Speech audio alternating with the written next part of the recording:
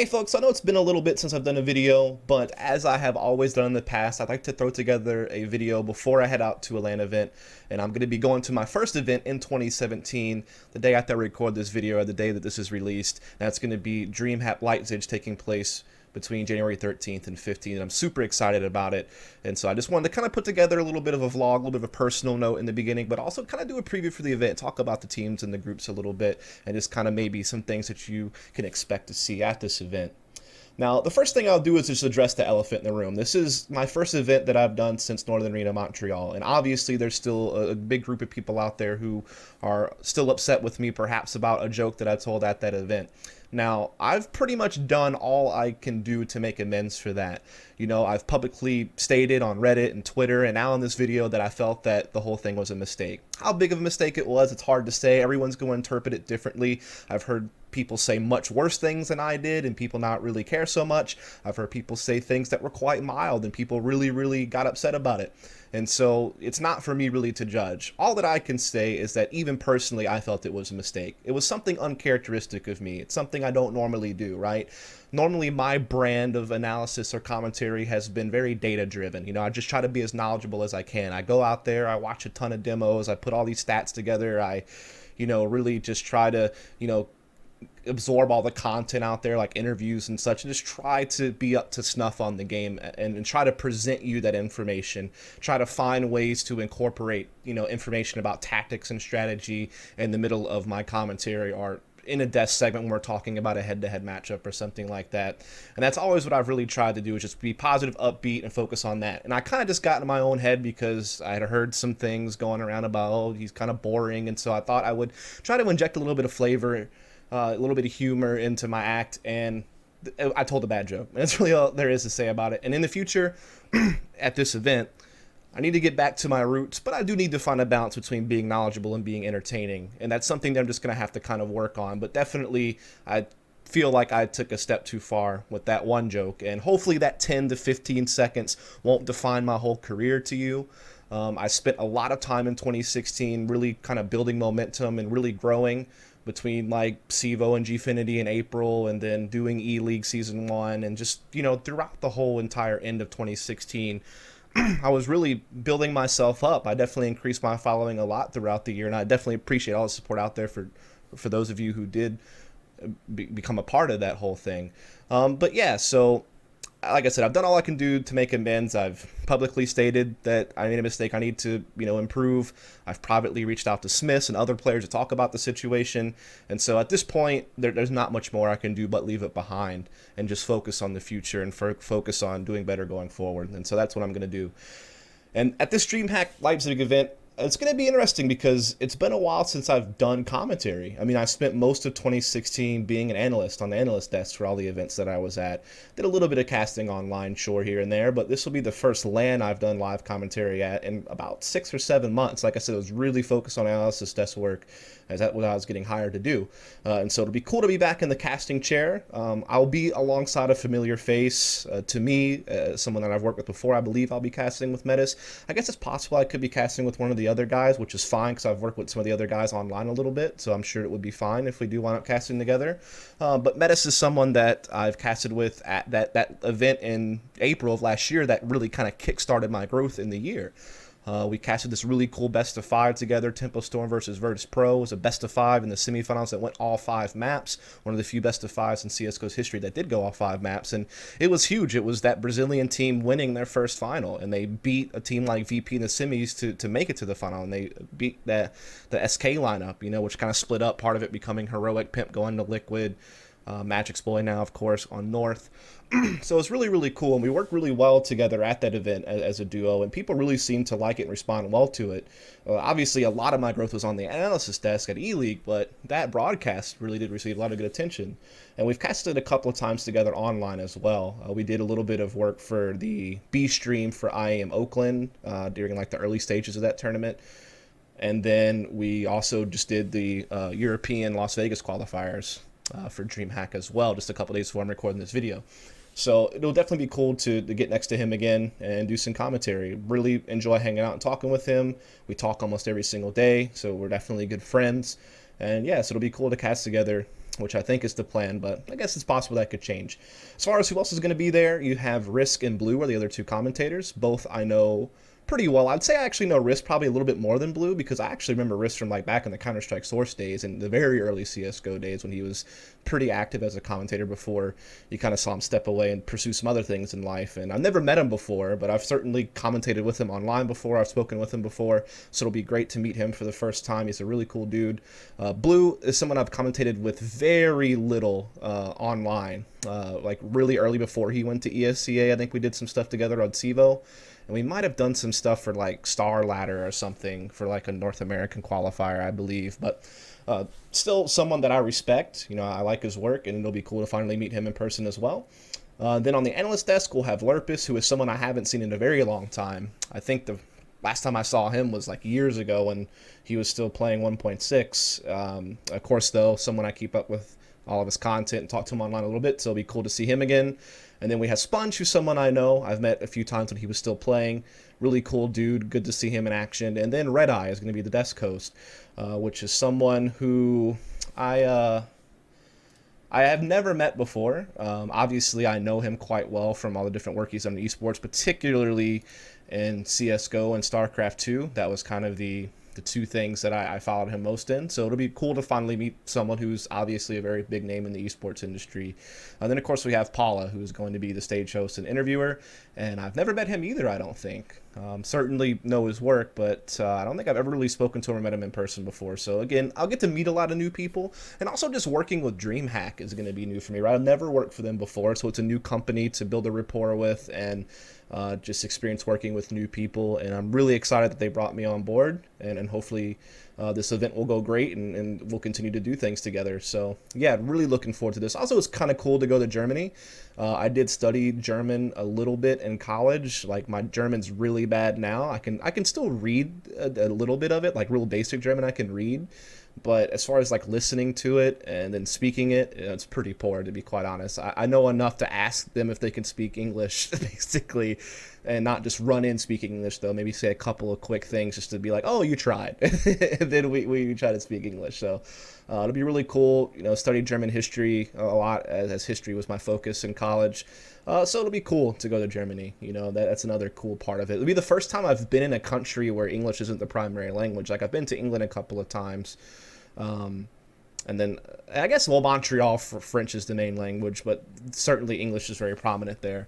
So yeah, it'll be really cool just to kind of have that experience as well as being at the DreamHack event itself. Now that all the personal stuff is out of the way, a little bit of tournament information. Obviously 8 teams, 2 groups of 4, normal GSL stuff. Starts on Friday at, I believe, 2 p.m. local time, which is 8 a.m. Eastern time if you're in America. And we basically do all the best of ones the first day to determine our group winners. And then Saturday is all the best of threes, the eliminations, and the deciders. And that starts at noon local time, which is 6 a.m. Eastern time. And then Sundays when we have the 2 semifinals and the grand final, which starts at, I believe, 10 a.m. local time, which would be 4 a.m. Eastern time. And, you know, $100,000 prize pool. And now we'll take a look at the teams. And I'll do a little bit prediction here, I guess, too, as well, as I'm talking about the teams in each group.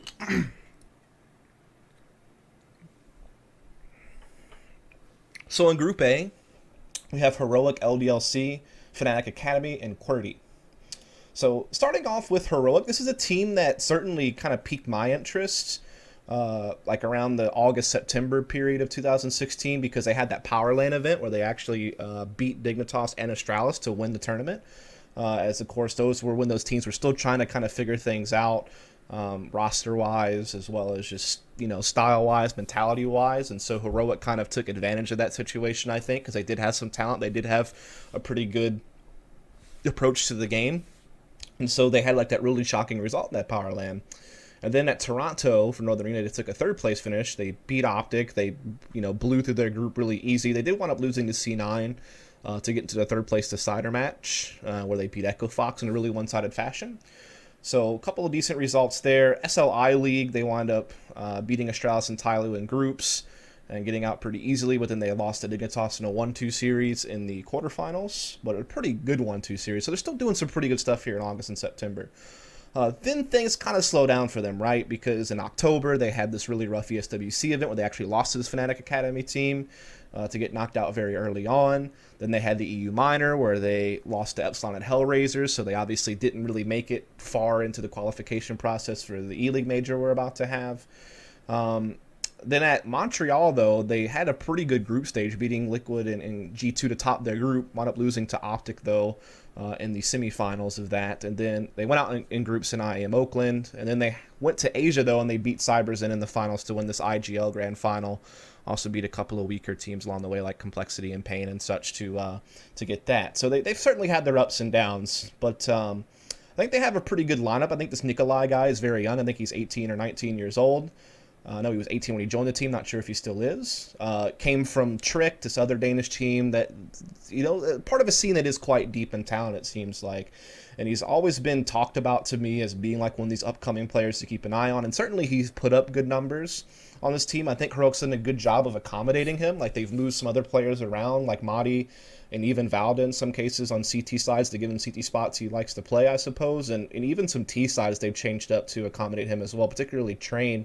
They moved Madi to give to give this Nikolai guy a position. I guess they wanted him to play. So he's definitely a guy to keep an eye on. I think he's played pretty well so far. Then they obviously have Valda, who's like this star player who's clearly good enough to be on one of the best teams in Denmark. Clearly, he's a guy that's talented enough to play for like a North or an Strauss if they ever needed someone. Definitely really caught everyone's attention, I think. One of the maybe like rookies of the year, I suppose you could say, alongside Stewie, who just really kind of took the scene by storm. Like, just really impressive player to watch play. He'll probably be the best player at this tournament, like overall, in my opinion, or certainly one of the best at least. So definitely between those two riflers, they have a lot. And I think Madi is actually someone who has a lot of value. Very smart player, plays a lot of lurk roles, but can shift into more entry stuff when they need him to. Usually puts up pretty good numbers. I mean, in a perfect world, he's probably your third best player because like Nikolai and Valda are like this key combo, I think, for them. But yeah, that's kind of the best way to put it. Obviously, the other players that seem Snappy being the in-game leader, who I think leads the team just fine. And then Freeze and Opper, who probably isn't like one of the strongest Oppers in the scene of CSGO. Certainly, I think at this event, maybe you look at some Oppers like Toynu, or maybe Jazar on Fnatic Academy, maybe Micah Laley if he's in good form, World Edit if he's in good form. Some of these guys certainly can maybe perhaps best Freeze on a regular basis. Even Cadian, if he's on form, can be a solid Opper. So he might be kind of middle of the pack as far as op ranking goes at this particular event, but he's still, I can see him at times do quite well. So he's certainly not like a huge handicap or anything like that. Just like obviously the strength in this team is going to be in the rifling core of Nikolai and Valda, and then perhaps Madi is kind of a third that tucks in there. Map pool, they certainly have, to me, 2 maps they're quite good on, and then 2 other maps they're pretty competitive on out of the 7. So they definitely have some maps to work with. I mean, they feature a pretty aggressive play style.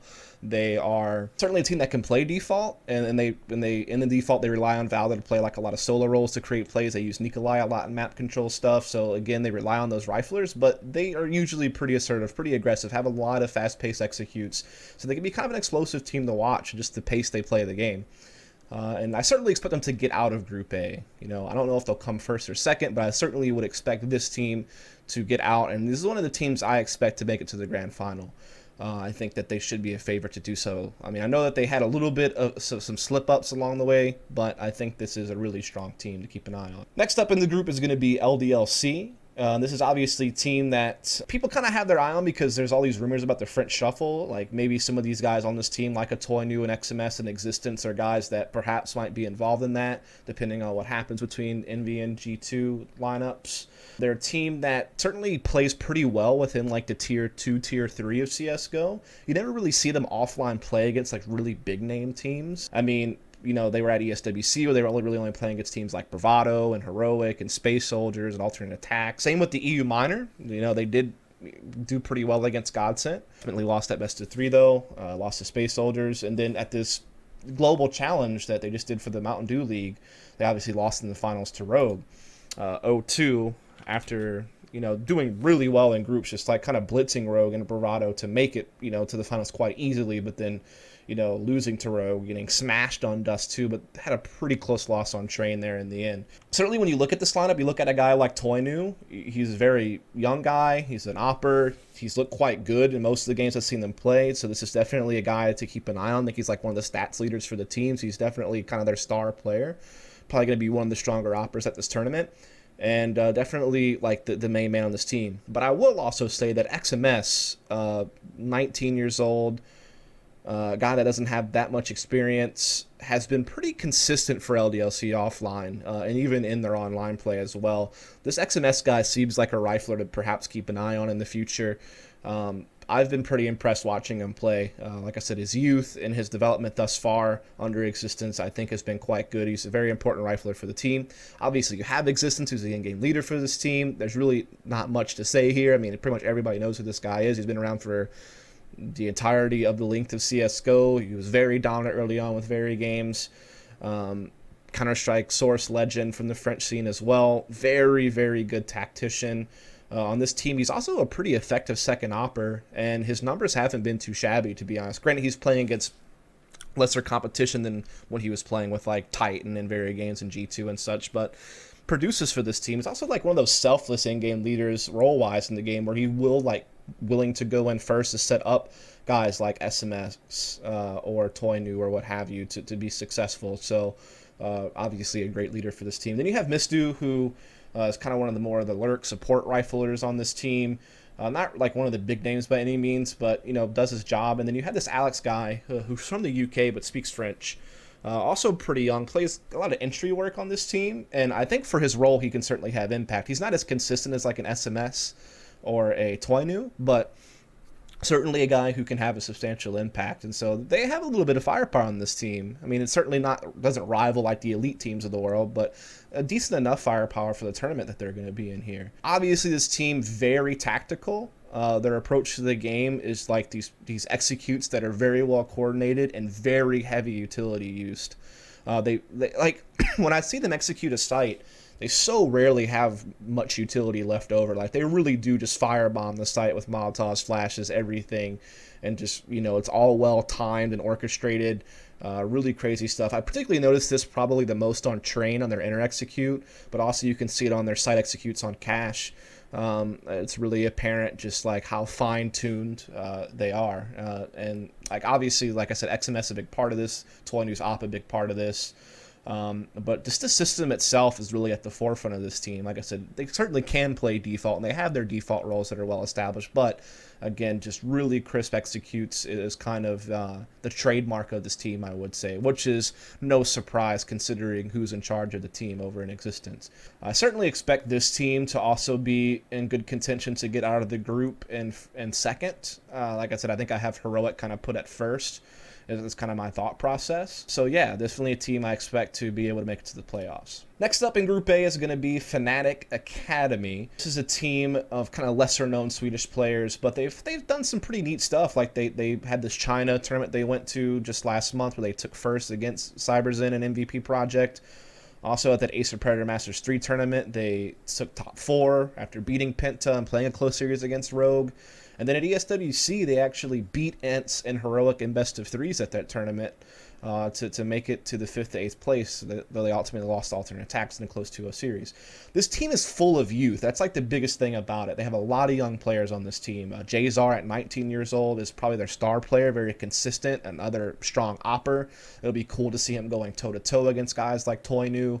And Michael and World Edit and some of these oppers who can be really sharp, I think, in this tournament. Definitely a guy to maybe keep an eye on. Because like in the Swedish scene, when you think about oppers that aren't on top teams already, you think of like Draken certainly from Epsilon, but perhaps Jazar could be another name that could be put in the pool of as far as like young upcoming oppers in the Swedish scene. Then you have Botten, I think that's how you pronounce his name. Really hard, don't know that language too well. He's 17 years old, also very young. Seems to be one of the more consistent and assertive riflers on this team, but does play some solo roles as well. Again, hard to read too much into it just because of the competition they play against and where their results are. But he seems to be like a pretty decent player from what I've seen. Plessen at 18, obviously people will know him because he had a short stint with the actual Fnatic team when Olaf Meister's injury came about before they wound up going with Vinton for a little bit. Like I said, very young guy, kind of iffy stats to be quite fair, but I've seen him have some pretty big games also. He was really big for them at this China tournament that they were playing at. And plays a lot of solo roles, but can be a pretty explosive player as well. Then you have the Karis guy and Golden are the other two players on this team, which play... Golden at least generally plays like more peripheral supportive roles, typically not like big on the scoreboard. And then Karis, who can be used at times for map control, but again, not like really one of the heavier hitters on the team. I mean, I have seen matches where their frag distribution is pretty tight, but when I look at the lineup, I go to Jazar first, and then I think of like Botan and Plessen as like two riflers to kind of keep eyes on. This team seems to have a pretty good mixture of playing default and playing more aggressive executes. They seem to, like, especially in a map like Cache and Cobble, they are like really, really aggressive. Same with Dust 2. But like Mirage and Cache, I think they're pretty well balanced on playing default and straight up heavy executes, to be quite honest, from what I've seen. And then their train's also fairly default oriented as well. Again, hard to really know their map pool. Always really hard to read the map pool of teams that you don't see play that much and you don't see them against super big competition. I mean, this will probably be one of the bigger tournaments they've played in as far as the quality of teams they'll play against. Though I guess they were playing against like some decent tier 2 teams at ESWC to a degree. But this is a team that, I mean, maybe they can make some noise. Maybe they can pull an upset in a best of 1 situation. But I would suspect like in a best of 3 that teams like LDLC and Heroic should be able to handle them. Though it is true that this Fnatic Academy team did beat Heroic in a best of 3 at ESWC. Including beating them on Cobble and Mirage, which are two maps that are pretty decent for Heroic usually. So certainly can't count them out. I think this could be like a wild card team, so to speak, that maybe could pull an upset and get out the group. But I still kind of want to lean more towards Heroic and LDSC making it out. Last team of Group A is going to be this Qwerty team, which obviously hasn't played anything together yet that's been official. This lineup just got announced very recently. Obviously, there's some very familiar names on this team, though. You have Michaelele, who's well known for the time he spent with NIP way back when in early 2015, where he helped them do well at X Games Aspen and the Asus ROG winner and such. And then, obviously, his most recent stint with NIP, where he won that Starlighter Season 2 finals back in September. Also, he's obviously spent time in what became what is now FaZe, like back when they were still Kingwin and G2, and obviously FaZe now, always a part of those lineup. So he's definitely a big recognizable name. He's a very flashy, fast-paced player. Really interested to see how he'll do on a team where I feel like they'll try to build it around him. So I think he's like one of the bigger names on this team and maybe has one of the higher skill ceilings on the team.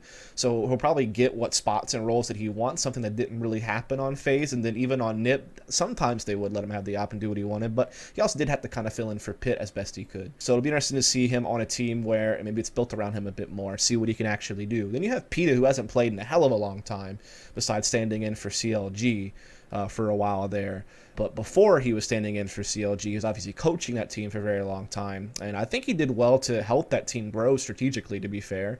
I don't know if he'll lead this team or if it'll be like Winton, but certainly a guy who seems to have a good knowledge of the game and pretty good tactically from what I could tell from his coaching. However, it's been a really long time since he's played like seriously at a top competitive level and like done it long term. I mean, it's been like since 2014 since he's done that, though he did, and he played very early on. Like he was a part of some of these like really early lineups like Absolute Legends and Lemon Dolls, where he was playing alongside guys like Pronax and Twist and Delpan and such, and even played alongside Madi in one of the SK lineups in 2013. Definitely a guy that's been around, but just haven't seen him play Counter-Strike like long term for like a set team in a very long while. Obviously, this team also has Winton, who again you'll know him because he played for Fnatic for a while there for like 6 months at the latter parts of 2016. He's at times an in-game leader for them, support player for them. Numbers were never really that crazy, to be honest. Prior to that, he did play with some other familiar faces, like on that preparation team with Katie and Glace, who are, of course, on Rogue. He also used to play on Acer alongside guys like Threat and such. So we'll see what he can do on this team, I suppose. I mean, these are all names you'll recognize. The other two names are people I don't know that well. They have Slap, who also played with Winton and Threat on Acer at different times in early 2015. He also played with like London Conspiracy a bit He played with some guys on Escape, like Dead Fox, who's now on Hellraisers, and Barbar, who of course is now playing with Epsilon. Don't really know too much about him. Then you have Adder, who is a guy who played with Torpedo, which is a team that I watched a little bit because they played in CEVO, and so I casted a couple of their games. But again, not someone I really know that well. So it's just kind of interesting. It's a debut for this team. You know, a bunch of Swedes besides PETA. Obviously, I think is what Bosnia-Herzegovina, I think is where PETA comes from, if I'm not mistaken. So, I mean, it's one of those things where we'll just have to see what happens, right? This will be an interesting team to watch, just because I'm kind of curious to see what Michael Lilly does on a team that's probably built more around him. Obviously, there's no known value here for me as this team as a unit, so I can't expect them to make it out the group. Like I said, I really favor Heroic and LDLC, but I think a Fnatic Academy maybe could be a little bit of a surprise. So we'll have to see. And like I said, it'll be interesting to see how Qwerty plays. Now for Group B. First off, we'll start out with Flipside Tactics, a team I expect to make it out of the group for sure. Not sure first or second. This group is a little bit more wide open to me, but I'll certainly take them to make it out. This is a team whose results have been kind of all over the place, to be honest. Like, they obviously did great at Cologne, where they beat Optic and upset NiP in a big way to make it to the quarterfinals, which is why they're going to be at the E-League Major. Of course, what I'm talking about now is older results with Chara before they got Electronic. E-League Season 1 didn't do so hot. E-League Season 2, they beat FaZe in the best of 3, but then ultimately lost to Cloud9. Bucharest, they got beat out pretty handedly. And then at the iBuyPower Masters, they lost to like Echo Fox and C9, though they were using Smoothie as a stand-in. So results are kind of like all over the place, in my opinion, there. They looked pretty hot recently online, this Vegas qualifier. They didn't actually qualify. They lost to FaZe in a close 1-2 series, but they beat Heroic. And they just looked pretty sharp just watching them play. And they did have that big win against what is now North at DreamHack Winter in a best of 3, though they ultimately lost to Kingwin to take 5th, 6th place. And that's really the most recent result I can find. Obviously, this is a team that's prided on its tactics from Blade as an in-game leader. He kind of has that starkly different from Existence in the sense that while he's known as a great in-game leader, it's a different kind of play. Like, Existence is known for like these crazy coordinated executes that you see LDLC do. Blade, known for just having a really slow, methodical default and working from it, and occasionally mixing in faster-paced play to catch his opponent off guard. But he has a pretty rigid default that he works from and just tries to mid-round read or go against trends and tendencies. And so that's obviously like a real big trademark for this team. Blade's also one of those guys like an Existence or an MSL or Santa's Law that is willing to be selfless and kind of go in first and open things up for the rest of his team to succeed. One of the big names to keep an eye on this team is obviously World Edit with the Op, a guy who at times has looked very flashy, not super consistent, but certainly flashy, usually puts up good numbers, and this is kind of one of the main guys to keep an eye on. Again, one of the better oppers in this tournament. Electronic is the other guy to keep the eye on for me. Again, it's kind of similar to a Jazar or a Nikolai. He's one of those guys that's very young, 18, not a lot of experience, only played a few lands thus far, but what I've seen so far has looked pretty good. Plays a lot of like peripheral roles and lurk roles on most maps, except for like Mirage, where he's pretty active, but most of the other maps he kind of plays on the periphery of the map. Definitely a guy who's looked pretty good in what play I have seen. So he's the other guy besides World Edit that I expect to like maybe have like one of the higher skill ceilings to be like really explosive and really open things.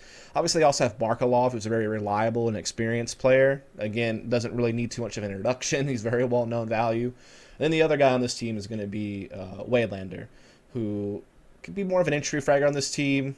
I think overall he usually is just kind of average or slightly above average, but he has at times big series, like against Ignitas at DreamHack Winter, for example. But he certainly had some events like iBuyPower Masters in Bucharest where he didn't look as sharp. It's always a team that has always looked good strategically under Blade's leadership, but they've always maybe just lacked like really enough consistent firepower, but enough to where that they can be an upset team, like they did at Cologne or like they did against Ignitas at DreamHack Winter. They certainly have always kind of sat around somewhere in the top 20 of the world, usually like more towards 15th or so. But they're always kind of floating around there, and they're always in contention for majors. It's always kind of something that they've prided on. I think they will be a team that will look good in this event and will make it out in the groups. And I think like Flipside versus Heroic is kind of a final that I think makes a lot of sense if they're both top seeds and they don't play each other in a semi. But we'll have to see. Because like I said, I think like LDLC is certainly another team that could be in the mix, and I won't count Fnatic Academy out completely. Vega Squadron's next in the group. And here, after I've said Flipside makes it out the group, now it's really wide open for me, to be honest. Like, I don't really know who else to pick to make out the group. Maybe with Rogue's recent performance at ESEA, I kind of favor them to come out, but we had this Vega Squadron team that had some pretty neat results, obviously, at the E-League qualifier, right? They beat CLG. They had that crazy upset against NIP on Cash, though they did wind up not qualifying with losses to Immortals G2 and Envy. They certainly had one player who certainly stuck out, which is going to be Mir, who's definitely the standout player for them at the E-League Major Qualifier. Top performer, looked really impressive.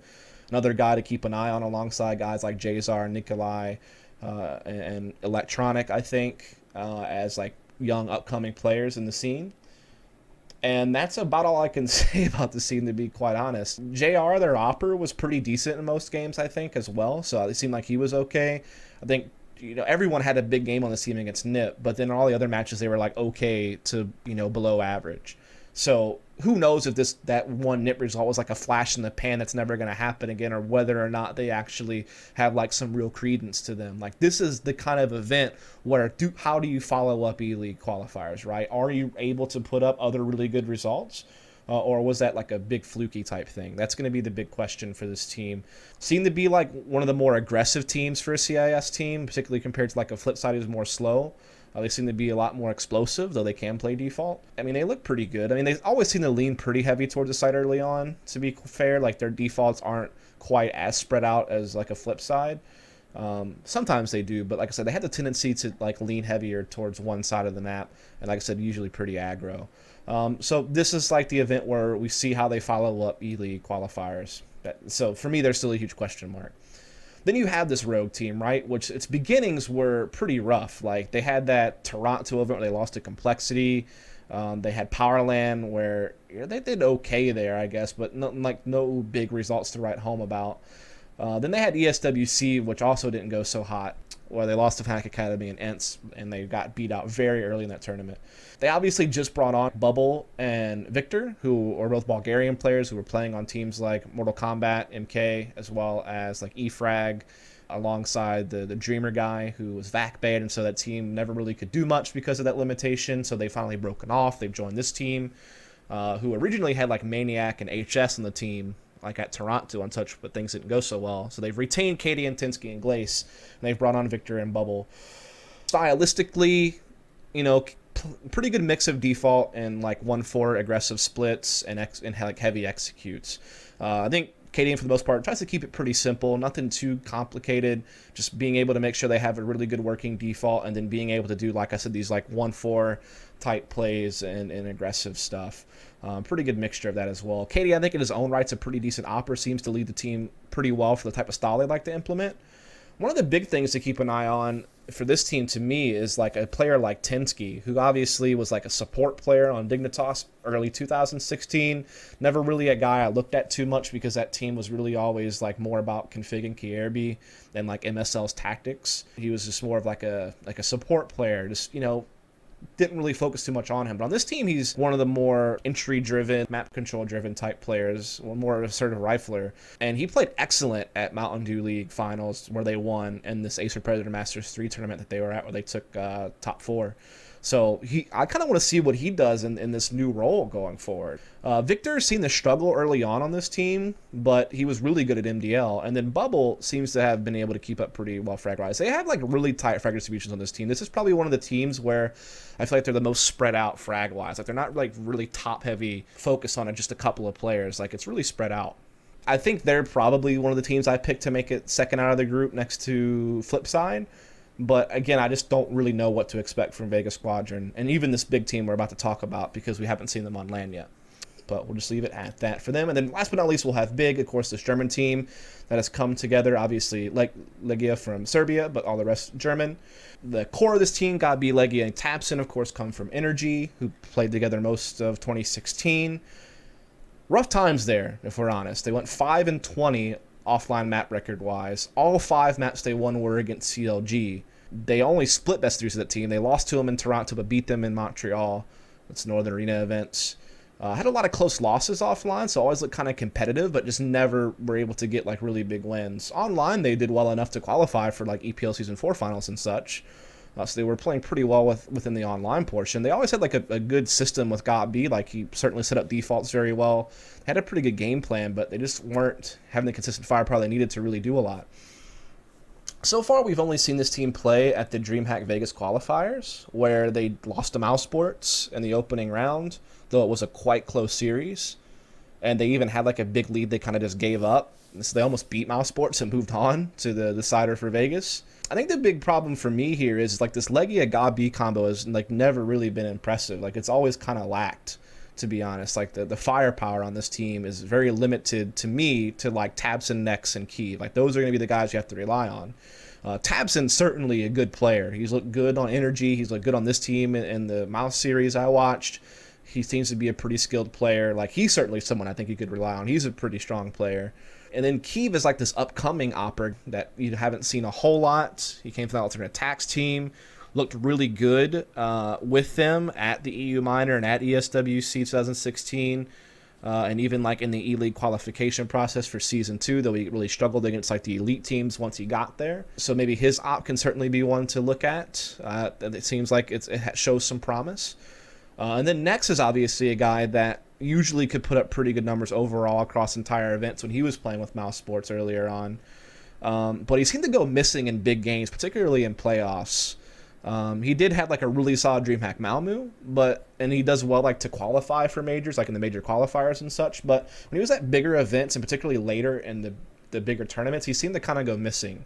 It was like one of the big concerns for me. And he also hasn't played in a long time. Like the last time he played full time was July of last year, so that's like 6 months ago. He did stand in for Mouse a couple times when they're having issues with their lineup before they got WoW. But yeah, so he's kind of been not active in official matches in a very long time. So yeah, to me this team is going to be very reliant on tabseN, Nex, and Kiev like performing really well, and obviously GOT-B being a good leader. I don't know if this team is really ever going to be a duo a whole heck of a lot though. I think this is like the last hurrah for some of these guys. Like I think if this team doesn't work out, GOT-B has to consider coaching or something. Legia has to consider like retiring or just not really being a part of big name teams. tabseN may have to look at going international again if he wants to like really like live to his potential and play on a team that really can go far. Certainly I don't expect them to make it out the group, but I think they will be competitive, and they could make it. But if I had to make a safer bet, I'm going to go with Rogue and Flipside from this group. And so that's going to be it. Hope you guys get something out of this video. I know it's rather long, but I'll be sure to break it up to like timestamps to make it easy to sift through. And yeah, I hope you guys tune in. I hope you guys enjoy the event. I know I will. Excited to do it. Excited to work at DreamHack. Excited to go to Germany. Excited to get an event going early in 2017. And yeah, thanks so much for tuning in. Follow and subscribe for more content.